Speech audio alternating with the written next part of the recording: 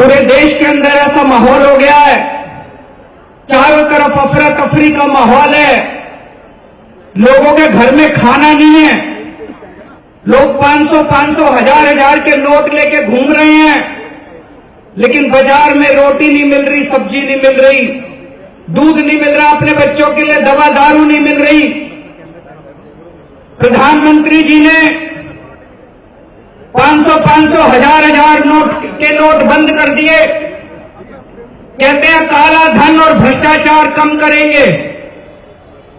दोस्तों, इस देश के अंदर पिछले कुछ सालों में काला धन और भ्रष्टाचार के खिलाफ खूब जम के लड़ाई लड़ी है हम लोगों ने, सारा देश जानता है। कुछ साल पहले अन्ना हजारे जी का आंदोलन हुआ था, सारा देश इकट्ठा हुआ था। पिछले कुछ सालों के अंदर भ्रष्टाचार के खिलाफ हमने अपनी जान भी दांव पे लगाई है। दो बार मैंने अनशन किया, एक बार 10 दिन के लिए भूखा रहा, एक बार 15 दिन के लिए भूखा रहा। शुगर का मरीज हूं, डॉक्टरों ने कहा था 48 घंटे से ज्यादा ये भूखा रहेगा तो जिंदा नहीं रहेगा। लेकिन भ्रष्टाचार के खिलाफ, उस वक्त की कांग्रेस सरकार के भ्रष्टाचार के खिलाफ 2 बार मैंने अनशन किया था। एक बार 10 दिन का अनशन किया था, एक बार 15 दिन का अनशन किया था। दोस्तों, ऐसे टाइम में जब लोग रॉबर्ट वाड्रा का नाम लेने से डरते थे, हम लोगों ने रॉबर्ट वाड्रा के भ्रष्टाचार के कागज सारे देश के अंदर रखे थे। इस देश के जो सबसे बड़े बड़े अरबपति लोग हैं, शक्तिशाली लोग हैं, जिनका नाम लेने से सारी पार्टियां घबराती हैं, उनके स्विस बैंक के अकाउंट नंबर में लेके आया था। अकाउंट नंबर इस देश के सामने रखे थे। अपनी जान दांव पे लगाई है इस देश में भ्रष्टाचार के खिलाफ आवाज उठाने के लिए। मोदी जी, अगर आपका ये कदम वाकई भ्रष्टाचार के खिलाफ होता, अगर आपका ये कदम वाकई काला धन को खत्म करने के लिए होता, सबसे आगे आपको अरविंद केजरीवाल और आम आदमी पार्टी नजर आते। इसके लिए हम राजनीति नहीं करते। हमारी मोदी जी से 100 असहमतियां हो सकती हैं, कई मुद्दों पर असहमतियां हैं, लेकिन जब जब उन्होंने अच्छा काम किया, हमने आगे बढ़ के उनका स्वागत किया। उन्होंने स्वच्छ भारत का ऐलान किया, मैं और मेरे सब लोग झाड़ू लेके हम बाहर निकले थे, उनका स्वागत किया था हम लोगों ने। उन्होंने योगा डे किया, मेरे सब लोग, हम लोग अपने अपने घर से चटाई लेके गए थे इंडिया गेट के ऊपर, हमने मोदी जी के साथ योगा किया था, उनका स्वागत किया था। मोदी जी ने सर्जिकल स्ट्राइक किए, मैंने वीडियो जारी करके मोदी जी को सलाम किया था कि बड़ा अच्छा काम किया आपने, पाकिस्तान को चने चबा दिए। लेकिन मोदी जी, अगर आप काला धन और भ्रष्टाचार खत्म करने के नाम पे देशभक्ति की आड़ में घोटाले करोगे, तो उस घोटाले के खिलाफ लड़ने के लिए भी जान की बाजी लगा देंगे इस देश के लोगों के लिए। कहते हैं भ्रष्टाचार दूर करेंगे, 500 हजार के नोट बंद करके 2 हजार के नोट लाके भ्रष्टाचार दूर करेंगे। मेरी तो समझ के परे है भाई साहब। कई लोगों से बात कर ली मैंने पूछा, ये बताओ 500 का नोट खत्म करके 2000 का नोट लाने से भ्रष्टाचार कैसे खत्म होएगा? भाई, पहले किसी को 1 लाख रुपए रिश्वत देनी होती थी, वो जेब में 100 नोट लेके जाता था 1-1 हजार के, अब उसको 50 ही नोट लेके जाने पड़ेंगे 1-2 हजार के। तो भ्रष्टाचार कैसे खत्म होएगा भाई साहब?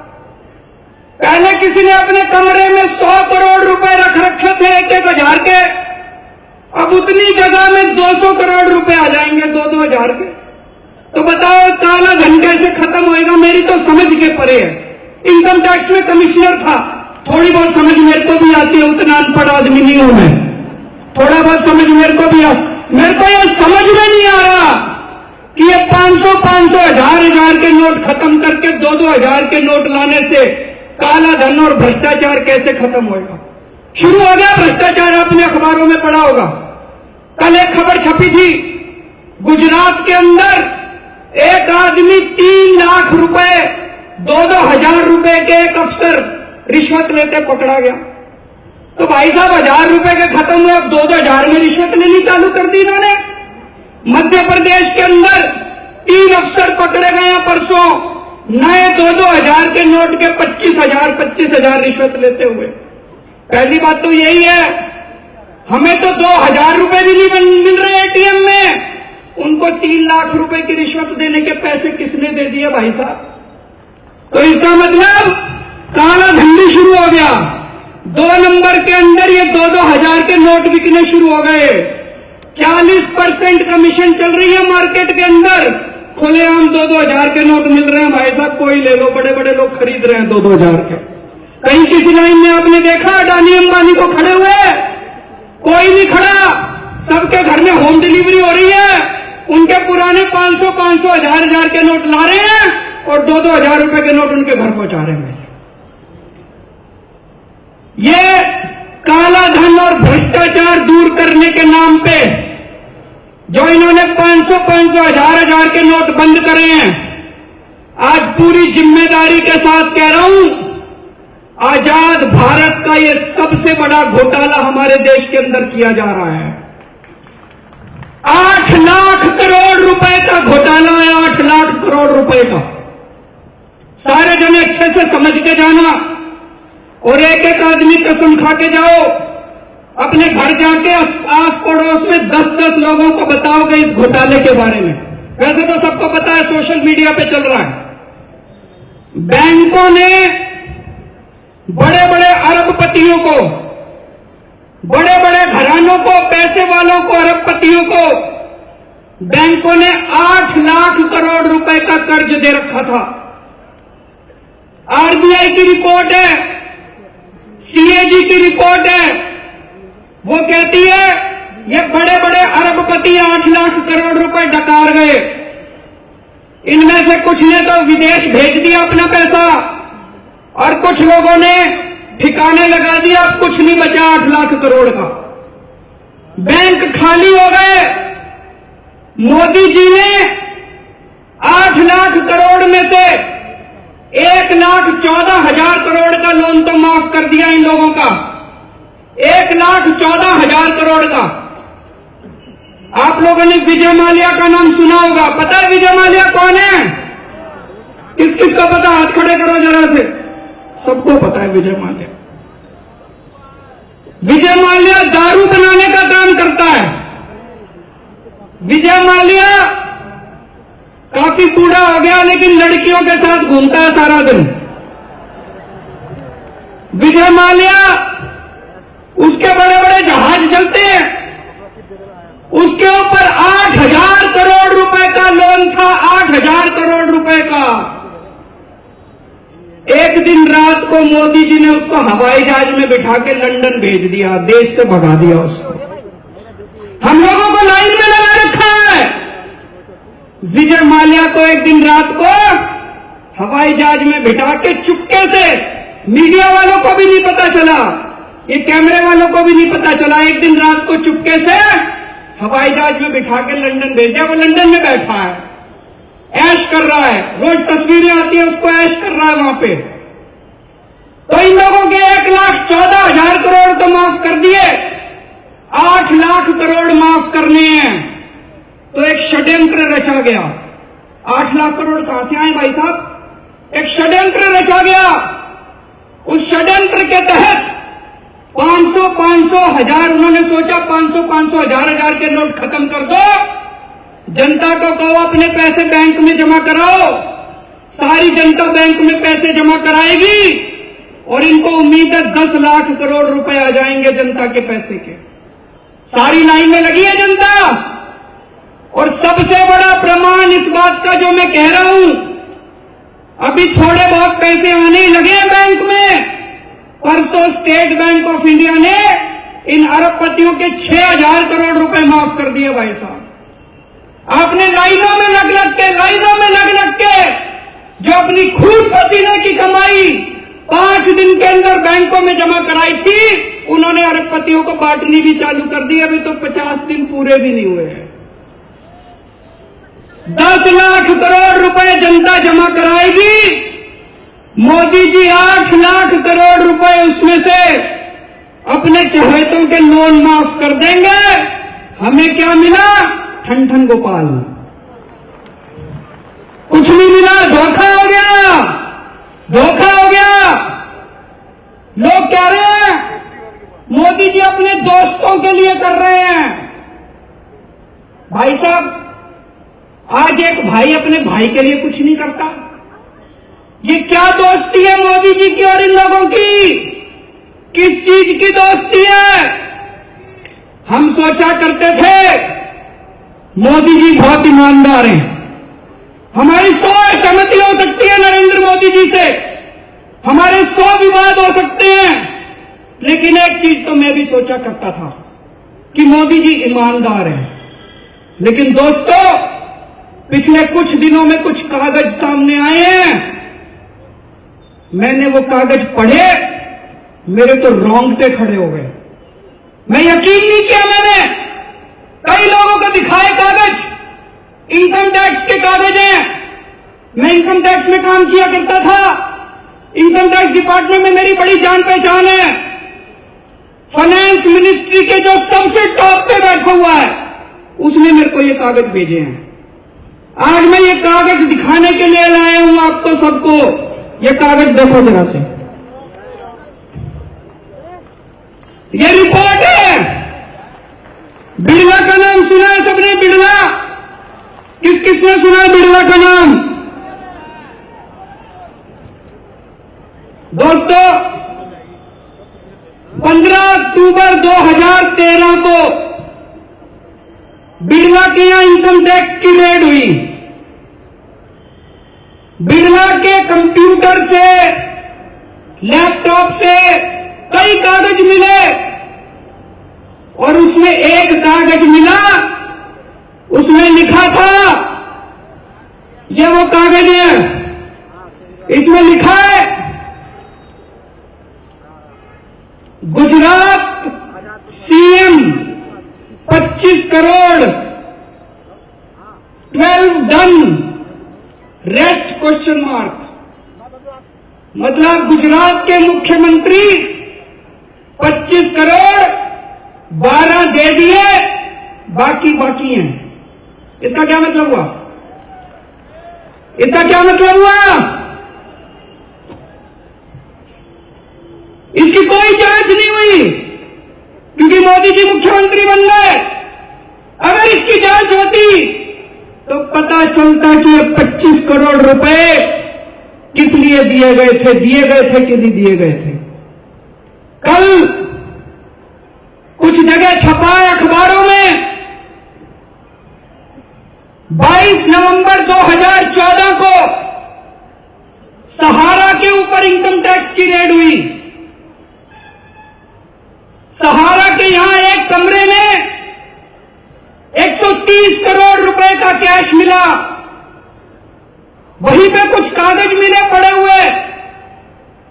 उन कागजों में एक कागज है,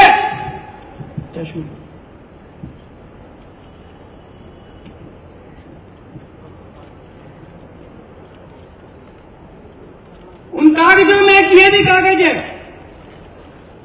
इस कागज पे इनकम टैक्स कमिश्नर के साइन है, इस कागज पे गवाहों के साइन है। यह सहारा के यहां मिला था। इस कागज में लिखा है 30 अक्टूबर 2013 को 2.5 करोड़ रुपए cash given at Ahmedabad to Modi ji at Gujarat through Jaiswal ji. इसी में लिखा है 12 नवंबर 2013 5 करोड़ 10 लाख रुपए cash given at Ahmedabad to Modi ji at Gujarat through Jaiswal जी।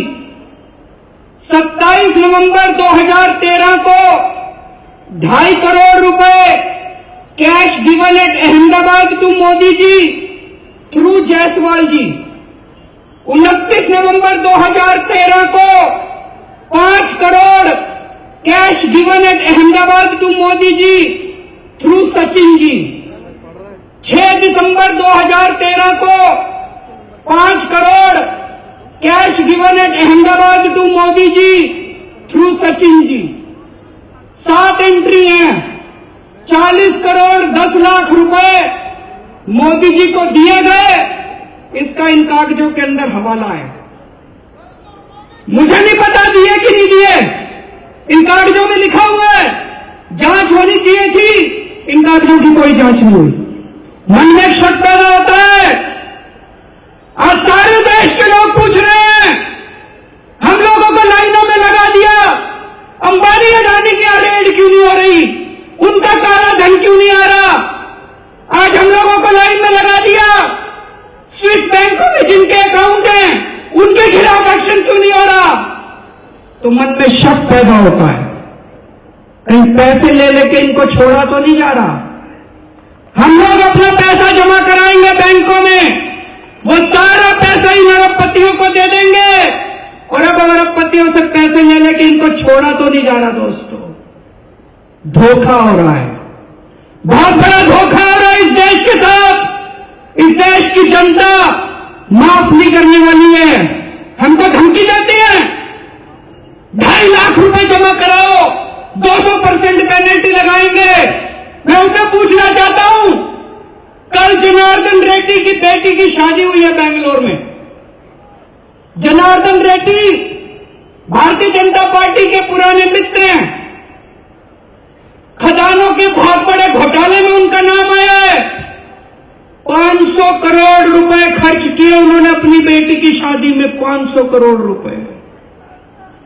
आज दिल्ली के अंदर, पूरे देश के अंदर कितनी बेटियों की शादियां टूट रही हैं, कितने बापों ने आत्महत्या कर ली, कितने लोगों का हार्ट अटैक हो गया, लोगों की शादियां टूट रही हैं।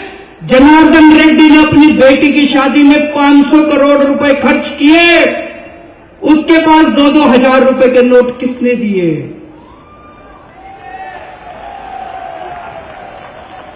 उसकी नोट की बदली किसने करी, वो तो लाइन में खड़ा नहीं हुआ। आज अभी कौन है वो जिसने अभी प्रेस कॉन्फ्रेंस करी थी, कौन सा अफसर है वो?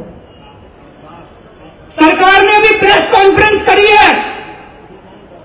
सरकार कह रही है अगर किसी की बेटी की शादी हो, शादी का कार्ड ले आओ, 2.5 लाख रुपए दे देंगे।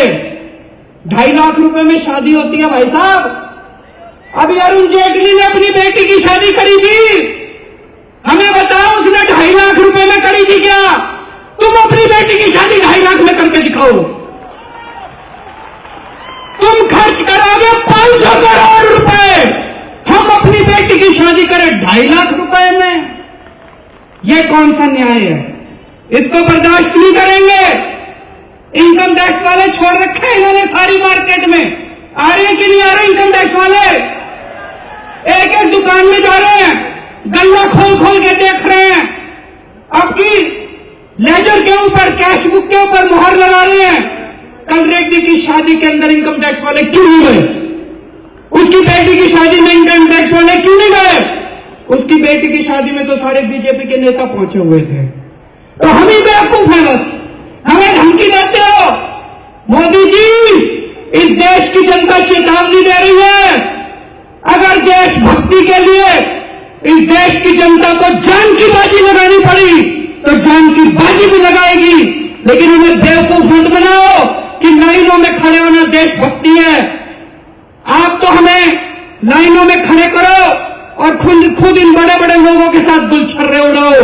ये इस देश की जनता बर्दाश्त करने वाले नहीं है। 40 लोगों की मौत हो चुकी है। कौन है इनकी मौत का जिम्मेदार? कौन है इनकी मौत का जिम्मेदार?